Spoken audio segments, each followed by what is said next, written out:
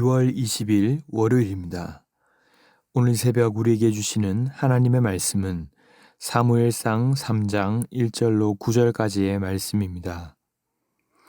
아이 사무엘이 엘리 앞에서 여호와를 섬길 때에는 여호와의 말씀이 희귀하여 이상이 흔히 보이지 않았더라. 엘리의 눈이 점점 어두워가서 잘 보지 못하는 그때에 그가 자기 처소에 누웠고 하나님의 등불은 아직 꺼지지 아니하였으며 사무엘은 하나님의 궤에 있는 여호와의 전 안에 누웠더니 여호와께서 사무엘을 부르시는지라. 그가 대답하되 내가 여기 있나이다 하고 엘리에게로 달려가서 이르되 당신이 나를 부르셨기로 내가 여기 있나이다 하니 그가 이르되 나는 부르지 아니하였으니 다시 누우라 하는지라. 그가 가서 누웠더니 여호와께서 다시 사무엘을 부르시는지라. 사무엘이 일어나 엘리에게로 가서 이르되 당신이 나를 부르셨기로 내가 여기 있나이다 하니 그가 대답하되 내 아들아 내가 부르지 아니하였으니 다시 누우라 하니라. 사무엘이 아직 여호와를 알지 못하고 여호와의 말씀도 아직 그에게 나타나지 아니한 때라. 여호와께서 세 번째 사무엘을 부르시는지라. 그가 일어나 엘리에게로 가서 이르되 당신이 나를 부르셨기로 내가 여기 있나이다 하니 엘리가 여호와께서 이 아이를 부르신 줄을 깨닫고 엘리가 사무엘에게 이르되 가서 누웠다가 그가 너를 부르시거든 내가 말하기를 여호와여 말씀하옵소서 주의 종이 듣겠나이다 하라 하니 이에 사무엘이 가서 자기 처소에 누우니라. 아멘. 사무엘상 앞 1장과 2장에서는 한나의 기도로 태어난 사무엘과 또 행실이 나쁘며 여호와를 알지 못했던 제사장 엘리의 아들들을 비추었습니다. 바로 앞 본문에서 하나님은 하나님의 사람을 보내어 엘리의 집안에 나를 존중히 여기는 자를 내가 존중히 여기고 멸시하는 자는 경멸하겠다고 하시면서 홈니와 비느하스를 죽이시고 그의 후손이 요절할 것이라고 말씀하셨습니다. 하지만 주님은 또한 충실한 제사장을 일으키셔서 회복시키실 소망 또한 말씀하셨습니다. 이제 3장에서는 사무엘의 어린 시절 하나님께서 사무엘을 부르시는 장면이 나옵니다. 하지만 1절로 3절에 보면 앞에서와 마찬가지로 사무엘 자체보다 그 당시의 영적 상태가 어떠했는가를 비추는 데에 더 초점을 맞추고 있습니다. 아이 사무엘이 엘리 앞에서 여호와를 섬길 때에는 여호와의 말씀이 희귀하여 이상이 흔히 보이지 않았더라. 여러분, 하나님의 말씀이 희귀했다는 것은 무슨 뜻일까요? 하나님을 참 왕으로 섬기지 않던 이 시대, 마치 등불이 거의 꺼져가는 듯한 영적으로 희미한 시대. 2절은 제사장 엘리의 육안도 어두웠음을 말하지만 영안이 어두워져 하나님의 뜻을 분별하지 못하던 시대, 그러니 자기 소견에 옳은 대로 행하는 시대였음을 말하고 있는 것입니다. 하나님의 기적적인 구원을 경험한 백성들에게 하나님이신 말씀이 만연해야 하고 어딜 가나 말씀의 다스림을 받고 있어야 하는데 아니었다는 것이죠.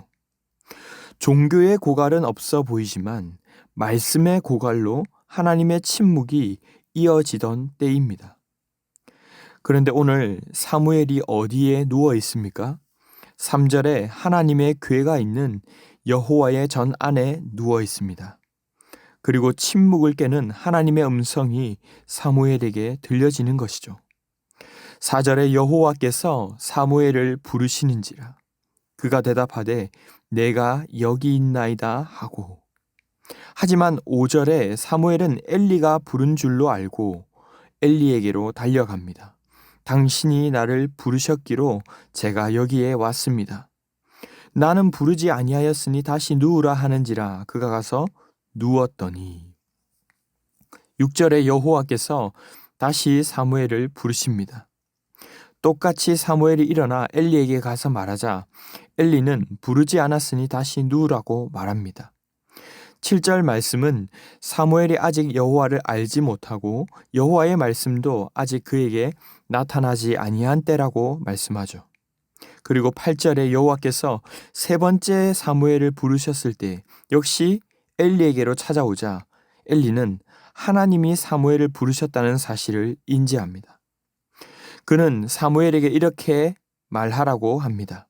여호와여 말씀하옵소서, 주의 종이 듣겠나이다. 그리고 사무엘은 다시 자기 처소로 돌아가 눕게 되죠. 사랑하는 성도 여러분, 오늘 본문은 우리에게 무엇을 말씀하고 있습니까? 먼저는 말씀의 기갈이 곧 영적인 기갈이라는 것입니다. 엘리의 눈이 어두워져서 보지 못했다는 것은 결국 하나님의 말씀이 희귀했다는 내용과 깊은 연관이 있습니다. 왜냐하면 하나님의 말씀이 말씀답게 선포되고 들려지지 않을 때 영적인 메마름이 찾아올 수밖에 없기 때문입니다. 이러한 표현은 마치 아모스가 아모스 8장 11절에서 예언한 것과 같은 맥락입니다. 주 여호와의 말씀이니라. 보라, 날이 이를지라. 내가 기근을 땅에 보내리니 양식이 없어 주림이 아니며 물이 없어 가람이 아니요 여호와의 말씀을 듣지 못한 기갈이라. 그런데 많은 경우에 무언가가 잘못되었다고 느껴질 때 다른 것에서부터 원인을 찾으려 할 때가 많습니다.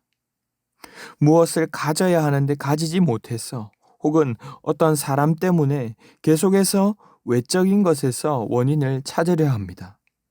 물론 표면적으로는 그럴 수 있지만 궁극적으로 우리 안에 평안이 사라지고 기쁨이 없는 것은 우리 안에 주님의 말씀이 메말라 있기 때문입니다. 그런데 무서운 것은 이 부분을 스스로 깨닫기가 어렵다는 것이죠. 그래서 우리는 하나님으로부터 말씀을 들어야 합니다. 하나님이 우리에게 무엇을 말씀하시는지를 깨닫기를 늘 말씀 앞에 깨어있기 위해서 힘써야 하는 것입니다. 그리고 영적인 지도자를 위해서도 우리가 함께 기도해야 합니다. 말씀이 올바르게 선포될 수 있도록 영적인 눈이 어두워지지 않도록 기도해야 한다는 것이죠. 두 번째로는 하나님의 말씀은 어떤 자에게 임하는가 하는 것입니다. 노련한 자가 아닌 순전한 자에게 은혜로 부어진다는 사실입니다. 성경은 3번씩이나 부르셨습니까? 하고 달려오는 이 경험 없는 사무엘과 반면에 하나님의 음성임을 캐치하고 알려주는 경험 많은 제사장 엘리를 비교하며 보여주고 있습니다. 하지만 정작 경험이 많던 엘리는 버림을 받았고 또 하나님의 음성을 듣고도 잘 분별하지 못하는 이 어린 사무엘이 오히려 하나님의 선택을 받았습니다. 하나님의 말씀을 우리가 공부하듯이 그저 열심히 연마하거나 오랜 종교적 지식과 경험을 가진 자가 아니라 순수하고 순전한 어린아이와 같은 마음과 자세를 가져야 할 것입니다. 우리는 말씀을 대할 때 주님 말씀해 주십시오. 제가 듣겠습니다 하는 겸손함과 순전한 마음으로 나아가야 합니다. 예수님이 제자를 부르실 때도 역시 같은 맥락이었습니다. 열심히 공부해서 말씀을 많이 담겠다는 자세보다는 이 말씀 안에 내가 담기도록 맞추려는 자세를 가져야 한다는 것입니다.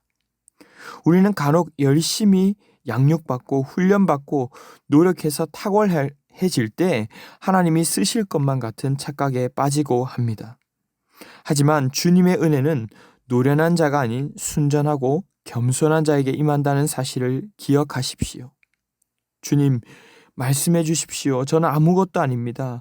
하나님 말씀해 주시지 않으면 걸어갈 수 없습니다 하는 고백이 우리 모두 안에 있기를 바랍니다.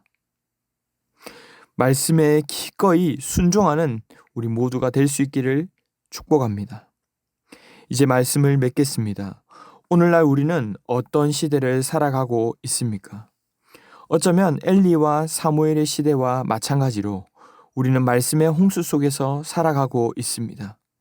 유튜브를 열면 다 들을 수도 없을 만큼 수많은 설교들이 쏟아지고 10집 건너 한 집은 교회라고 해도 될 만큼 교회도 목회자도 예배도 말씀도 넘쳐나는 시대를 살아가고 있습니다. 하지만 왜 사람들은 계속 공허하다고 말하고 신앙생활의 기쁨과 활력이 사라져 간다고 하는 것일까요? 바로 우리에게 주시는 하나님의 말씀을 듣지 못하고 놓치고 있기 때문입니다. 외형적으로는 말씀을 듣고 가까이 하고 있을지 몰라도 정작 우리의 삶과 행동에서는 말씀에 순종하려 하고 있지 않기 때문입니다. 반복된 불순종으로 인해서 어느 순간 침묵하시고 눈을 멀게 하시는 주님께 다시 한번 영적으로 어두워진 눈을 열어달라고, 노련한 자가 아닌 순전한 자가 되게 해달라고 구할 수 있기를 바랍니다. 그리하여 메마른 심령을 담비로 적셔지고 또 여러분의 삶이 풍성케 되시기를 주님의 이름으로 축원합니다. 기도하겠습니다. 사랑의 주님, 감사합니다. 이 시간 어두운 우리의 눈을 밝히사 진리의 말씀을 보게 하시니 감사합니다. 바라기는 우리 영혼에 말씀이 메마르지 않기를 원합니다. 우리의 힘으로는 주님의 뜻을 깨달을 수도 행할 수도 없음을 인정하고 주님의 도움을 온전히 구하는 저희가 되게 하여 주시옵소서. 신앙의 연수가 쌓여갈수록 노련해지기보다도 성숙해져 가게 하시고 더욱 순전하게 주님을 바라보는 제자들이 될 수 있도록 인도하여 주시옵소서. 주님의 말씀을 전하는 모든 주의 종들에게도 은혜 베풀어 주셔서 먼저 말씀에 순복하며 먼저 말씀으로 살아내는 은혜가 있게 하여 주시옵소서. 이 모든 말씀 존귀하신 예수님의 이름으로 기도하옵나이다. 아멘. 이 시간 함께 기도하실 때 주신 말씀을 붙들고 기도하시고 주간 기도 제목에 따라 부산과 민족과 한 주간 동안의 삶을 위해서 기도하겠습니다. 나라와 민족을 위하여 부산과 한국교회의 영적 부흥을 허락해달라고, 개인적으로도 말씀과 기도로 승리하는 한 주간 되게 해달라고, 특별히 튀르키예의 지진으로 인해서 고통하고 있는 분들과 여러모로 힘쓰고 애쓰고 있는 모든 분들을 통해서도 속히 회복될 수 있도록 합심 제목과 개인적인 제목으로 기도하도록 하겠습니다. 함께 기도하겠습니다.